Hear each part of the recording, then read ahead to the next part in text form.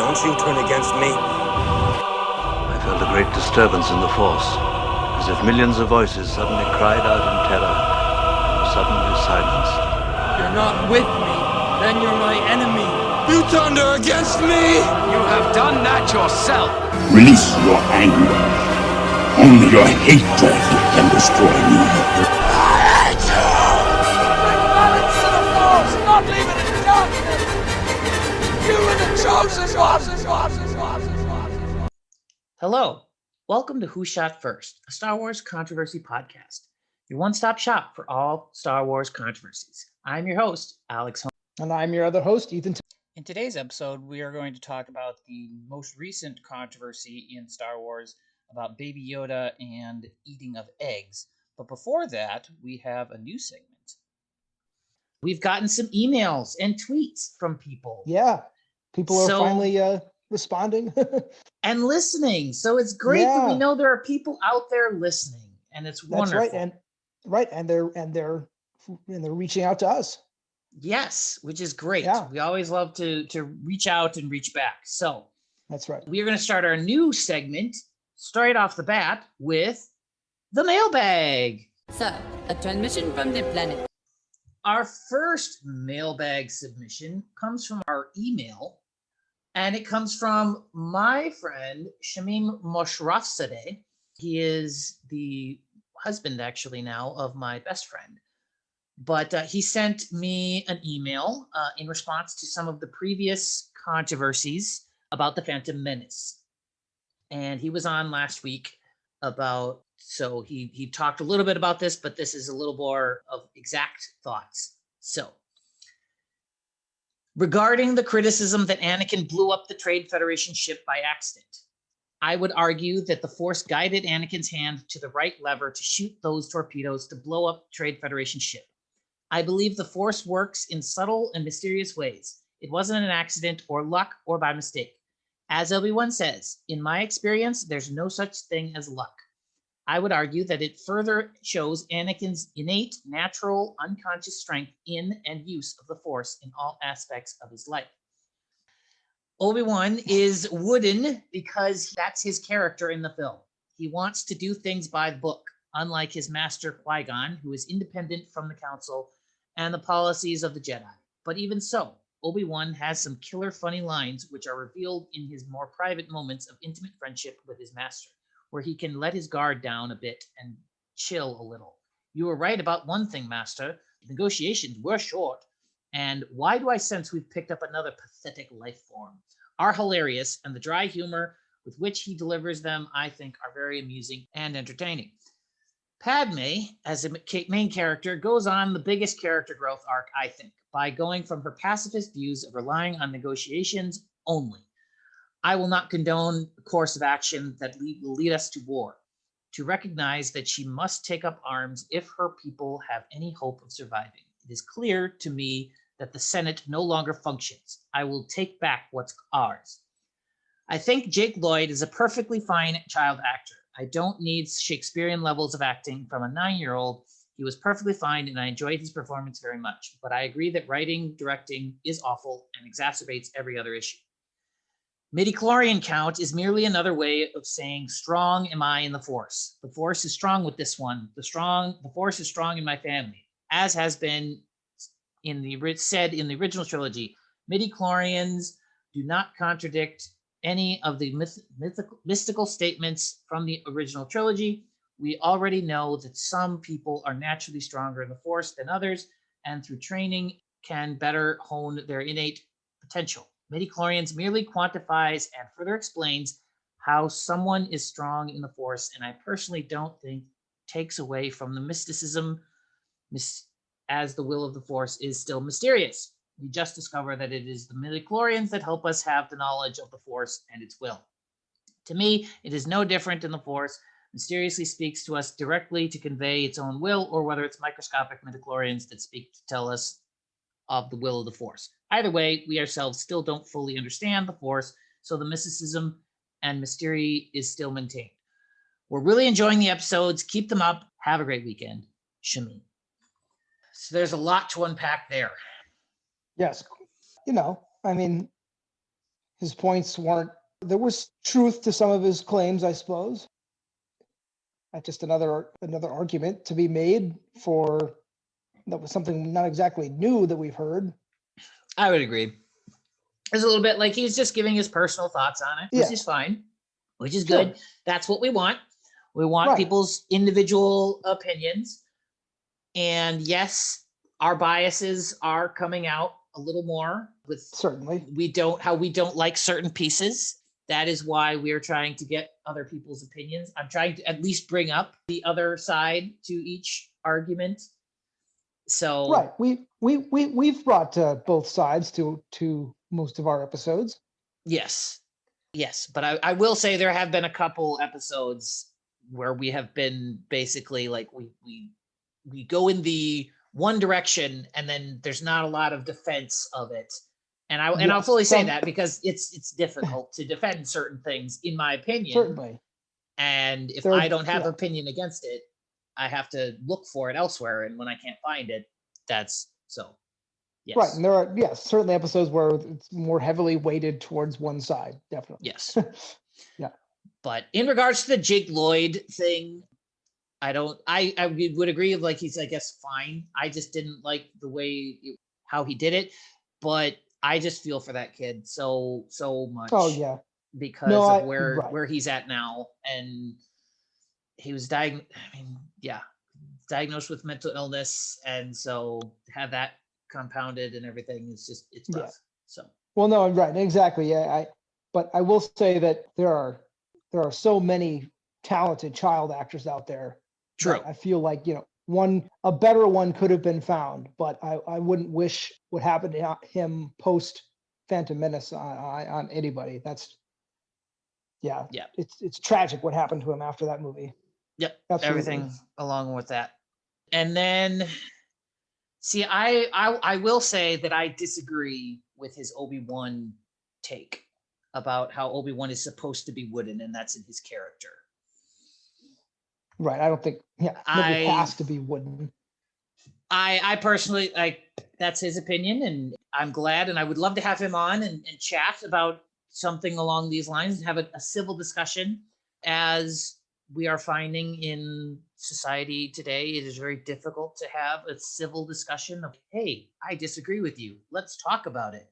It's more of, I hate your guts. And I'm gonna quote a tweet that a guy sent about Ryan Johnson and everything. He literally says, I hope you are hurt as much as I have been hurt by the Last Jedi. I hope you are hurt as much as I have been hurt in life, and it keeps happening. And I'm just like, don't take life so seriously, dude. Yeah. You don't like things. It just happens. And with Star Wars, it is impossible to make a Star Wars film in which you're going to satisfy every fan without resorting to just callbacks and fan service type of scenes. While I have mixed feelings about The Last Jedi, I certainly don't think it was the complete disaster that a large majority of the fan base has deemed it. But yeah. I'll just bring this up briefly. I've been listening to some Star Wars podcasters recently, and I think Last Jedi and Rise of Skywalker have broke the fandom. Absolutely. And when I say I think they broke the fandom, I say that I think they broke more millennials than anybody else. Because I look at it and I look at what people are going through, and they just say, like, my childhood has been ruined. My life has been like, you have destroyed my life. And then I look at the prequel trilogy and I go, this is the first time that people haven't liked Star Wars. And they don't know how to that's what I'm coming to terms with. Is that these are things, this is the first time they've had something that has been Star Wars related that they don't like, and they don't know how to deal with it. Oh, I see. The millennials. This is the first time the millennials have got I think it's more in line with the millennials, because I am a millennial but I did not like the prequel trilogy. And so that I didn't like that. So I have the experience of knowing, okay, I didn't like the prequel trilogy. I don't like that. I know how to deal with Star Wars that I don't like. Right. Now there's a lot of the millennials who are like, I love the prequel trilogy. I loved Clone Wars. I loved Rebels. And then now they've got Last Jedi and Rise of Skywalker, and they do not know how to deal with not liking anything out of Star Wars. Sure. That's where I'm coming from. So. Yeah. Right. Okay. Because I'm also a millennial, and I did like the prequels, and did not like the last two, Rise of Skywalker and Last Jedi, or last. Correct, but you had me in your life, and I was able to give you subtle criticisms of Star Wars, and you didn't freak out. Yes. No. Like talking about General Grievous and stuff like that. Oh, sure. And it's like, oh yeah, he was not that great. So that's more of where I mean of there's something they don't like, and you're just like, oh my gosh, how do I deal with this? I don't know. Well, that's true, because I used to hold General Grievous on such a high pedestal, and then like Clone Wars took him down, and so you're like, you still like Clone Wars, but there are pieces of it that you're like, I don't like this part, and you're like, you could deal with that. Exactly. Most Star Wars fans that I'm finding, that I'm at least in the podcasting world that I'm learning, are just like, I can't deal with this. Right, because it's funny though, and we'll have a General Grievous episode, but the first 2D version of the Clone Wars had him much more aggressive and less of the always getting beat, gotta retreat, repetitive cycle. Yes, but no, I very much agree. Thank you very much, Shamim, for causing this wonderful discussion. We'd love to have you on. Right, and that's what it's all about, right? It's just to be able to have a discussion, Exactly. People, yeah, exactly. That is the point of this podcast for me, is to try to let people know that there's controversy in the world, in the Star Wars world in particular, and we are both trying to come at it at an unbiased position, or at least as unbiased as we can. We do have our as we can, yeah. But we are trying to do what better. And then we will see. And so if we have people out there, respond, talk to us through Twitter, through email, whatever you'd like, and we will respond, and we'll have a discussion, because I'm not going to respond to somebody who just starts cussing me out. And that's great. So no, I'm not going to respond to that, but I will absolutely have people on the show just to talk about previous episodes. I'm thinking about doing that, or just certain stuff, or a segment. Right. But yeah, so have civilized discussions. Civilized discussion. It's great. That's right. All right. So end of mailbag. So today our controversy is going to be our very first. We're taking a break from Attack of the Clones, and we are actually going to talk about a very recent controversy that came out with the last week, I guess, with the second episode of the Mandalorian, called The Passenger. So the controversy comes from Baby Yoda, or the child, eating throughout the episode the eggs of Frog Lady. So that is her official character. Is that her official character's name, by the way? Correct. Yes, she has. Really? That is what she's listed. She does not have a name. Okay. The official name is Frog Lady, I guess. But the controversy is that Baby Yoda is eating her eggs. Right. Yep. So that will be the controversy. There are two sides. There's people that like it, and the people that really, really don't like it. Yeah. So we're gonna go into it. What do you know about the controversy so far within a week's time? Well, just, there's the side of, people who basically don't want any Baby Yoda to do anything bad ever, or be painted in like a bad way. Want him to be this, perfect being. And the fact that he is essentially committing genocide, if that's too strong a word, but basically killing these, unborn children is making people very upset that he would do this, and that he's doing something wrong, and people don't like that he's doing something wrong. And then there's just the other side that, is just, well, he's a kid and he's a curious kid and he's hungry and it's food. So why didn't the frog lady just hold her eggs the whole time? That whole boat. So, Yep. I mean, yeah. Okay. I would say you are mostly correct on that.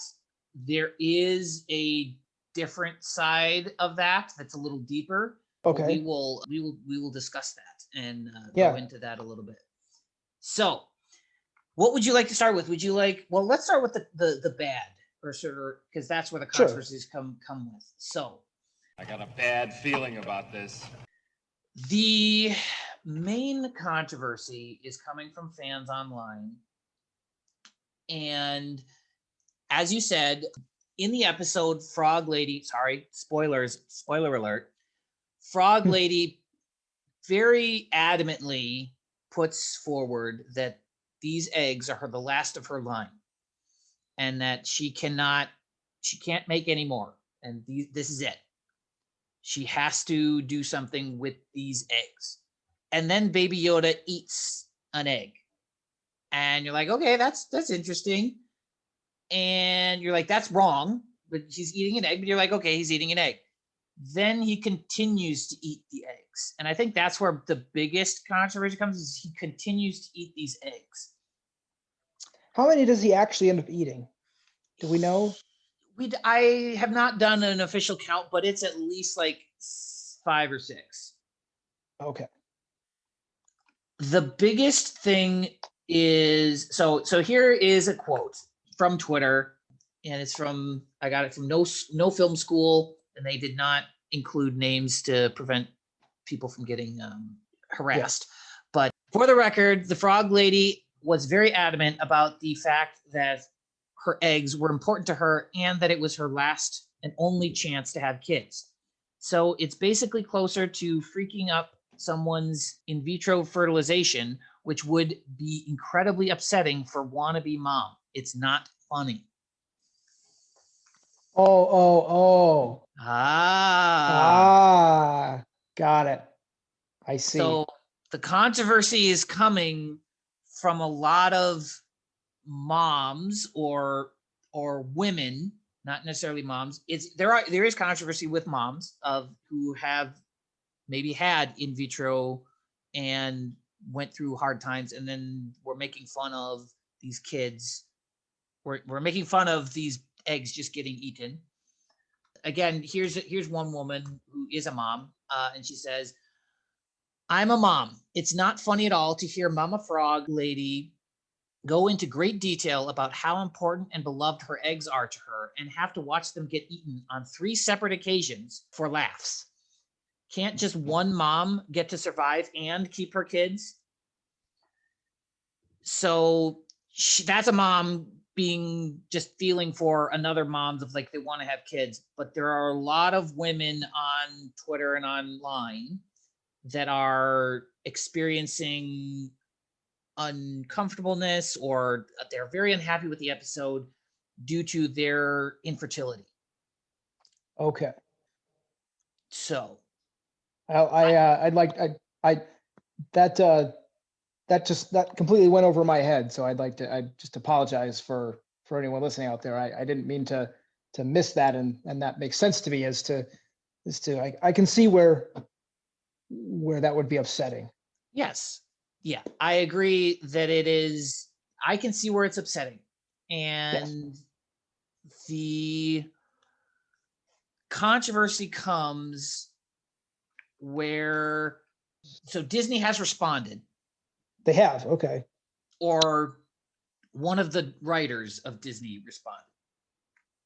The writers of the episode, or just? So Lucasfilm creative art manager Phil Szostak